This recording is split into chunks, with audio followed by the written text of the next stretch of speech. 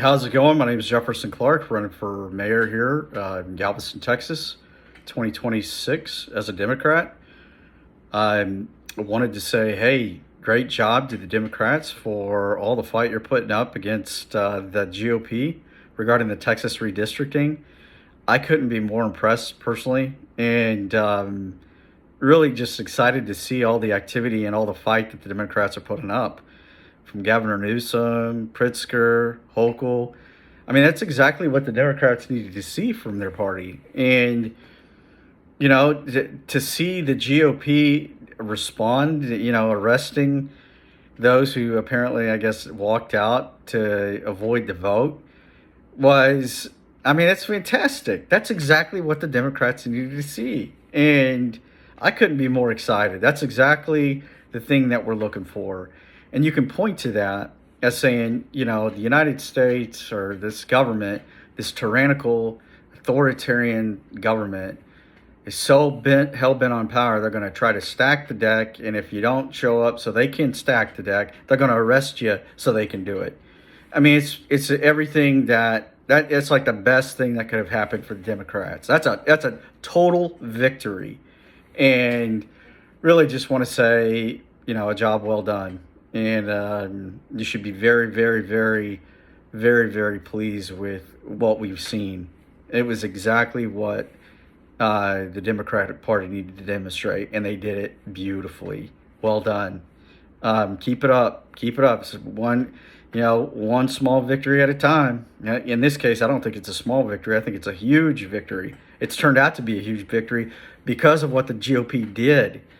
Arresting people for not showing up because they didn't want you to stack the deck against them. Are you kidding? I mean, what a terrible idea. And then add on to the fact that you're talking about the same government that allowed a flood to kill over 160 of their own citizens. Apparently, it's more important to ensure that they have power than it is to protect their citizens, which is basically what Governor Abbott's actions say. So it couldn't be more beautiful for the Democrats than what we have seen. Well done. That's a huge win. Congrats to everybody. Let's see here. I love seeing it. And, there was an article in the Associated Press that discussed kind of like the future face of the party or the leaders. And they had a list, they had a few faces on there. One was Governor Bashir. Let's see. Bashir, Cooper, Westmore, Pritzker, Whitmer. Two of my favorites. I like Newsom, and I also like Buttigieg as consideration for 2028. Lena Khan's probably not a bad one too. That's a great bench of Democratic leaders, in my opinion. All of those would be excellent candidates and really do represent an excellent kind of face to the party. So I don't think you can go wrong. I do kind of like the more, I mean, the male flavor to it. I think one of the things that the Democratic Party has had kind of against it is that it's bad for men. Well, to have those men that you have up there representing the party, man, that basically turns that narrative on its head. Well done. Again, just really just nothing but good news for the Democrats this past week and a half. So then I turn to, the economy, right? And we're looking at 7% interest rates for mortgages. We're looking at 1% projected growth. And I think the CBO came out with a $4.1 trillion, I guess, budget number and of debt or something. I mean, it was astronomical.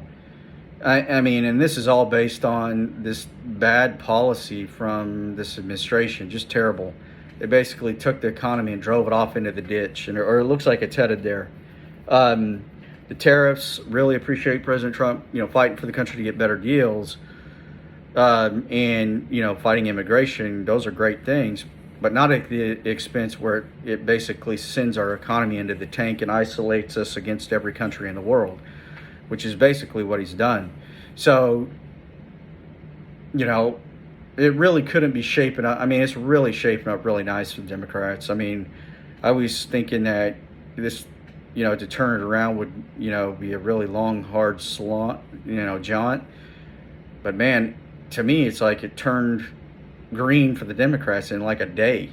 I mean, maybe I'm overstating it, but I probably am. But what a turn of events! I mean, it couldn't be better for the Democrats right now. I mean, they're looking really, really good just in a short time frame. So whatever y'all are doing, just keep it going. Let's see here. There was an interesting article out of the Houston Chronicle that I thought was really important to touch on. So apparently we had someone living here in the United States that was aiding the Haitian government, Haitian gang members against the Haitian government. The Haitian government is who the United States is allied with. And so we had the enemy basically living here fighting against our own government. And having family that isn't currently in the military right now, and then given the sacrifice that my family paid to the country, America's interest, if you're hiding behind that military and, benefit from its government, your interests come second to it always. Not sometimes, not kinda, always, especially if you're an American citizen. No amount of money can cause you to compromise that ever. And that was one of the reasons why President Trump won, was he was saying America comes first. Well, unfortunately, we put that by the wayside. But if you are protected by that United States military and benefit from the government, your interests come second to the United States of America. And so, I mean, regardless, especially if you live here. But I want to make sure I pointed that out. Which brings me to another kind of a good point, civil discourse. One of the things that we struggle with is demonstrating a level of maturity that's appropriate at the highest levels. From what I heard, some of the people here treat their political opposition as if they're like wartime enemies, like in a hot war.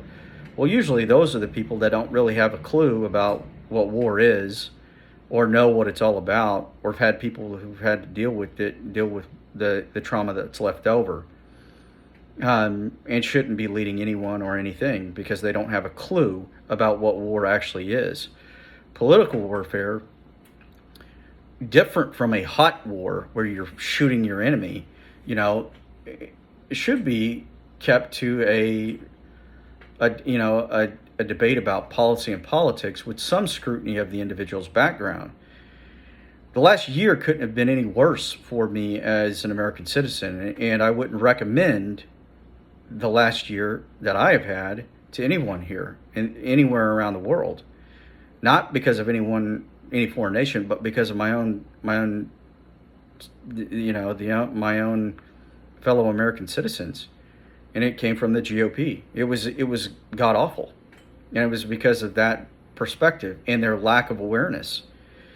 And while I wouldn't recommend a lot of the things that we have because of that experience.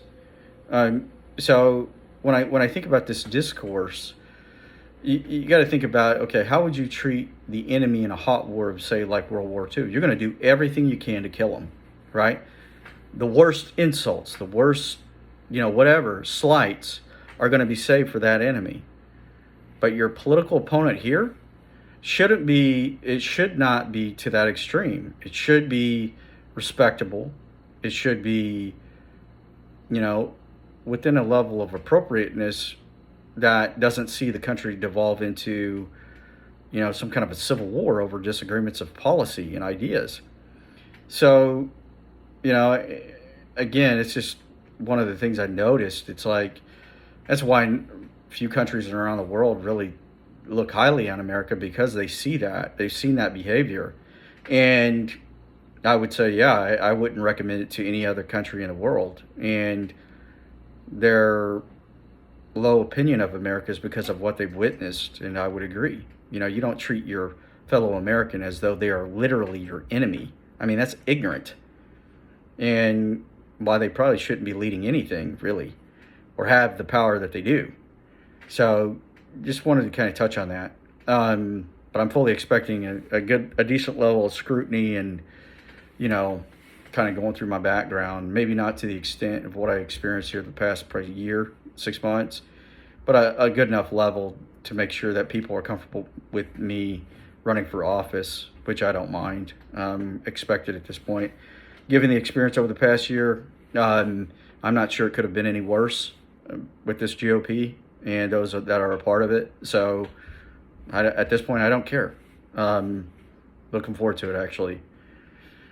Let's see here, which brings me to this article by Chopper Rowan and having a thick skin, and she sets a great example, and I appreciate the article there from NPR about having a thick skin.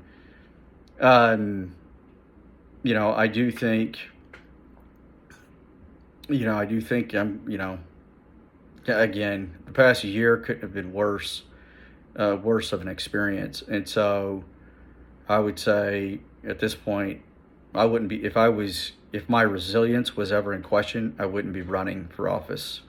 But that's just me. Yeah. Let's see here. IVF, I saw a bill come through for IVF. I thought that was really good.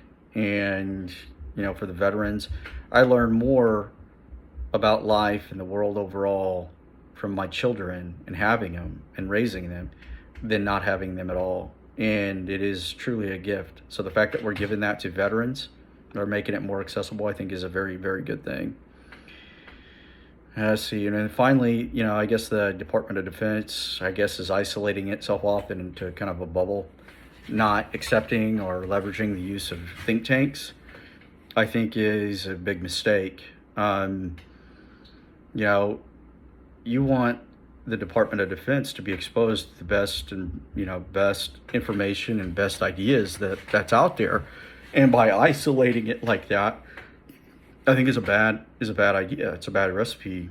Closes it off to kind of that flow of information as well as those ideas that come about, and I don't think it's a good idea. But again, the president and the Department of Defense, they make the decisions, and them not using think tanks, that is up to them. I wouldn't do that personally, because I'd want to leverage as much idea generation or thinkers out there so that I could have the best solutions, especially when it comes to security and defense. But overall, I just want to say, hey, the Democrats are looking really, really good. Way to go on this. I mean, I couldn't be happier with everything that I've seen. And I did get the note on appearance, and I'll make sure to improve that. I really appreciate the comment and recommendations, and I do believe it's very important. And I'll be sure to present myself professionally. Friday, Saturday, Sunday, you caught me on a weekend and is working out. And, I think on weekends you get to kind of dress down a little bit, or at least that's how I look at it. During the day, not so much. Quite a bit different if I'm actually going on a formal network of television anchors, and where how you present yourself does make a difference. But in general public, like this, I'm a little bit more relaxed. I feel more comfortable anyway. But got the note, and we'll be sure to pay attention to that and improve the appearance there. Anyway, I appreciated it. Jefferson Clark, Mayor, Democrat, 2026. Thanks.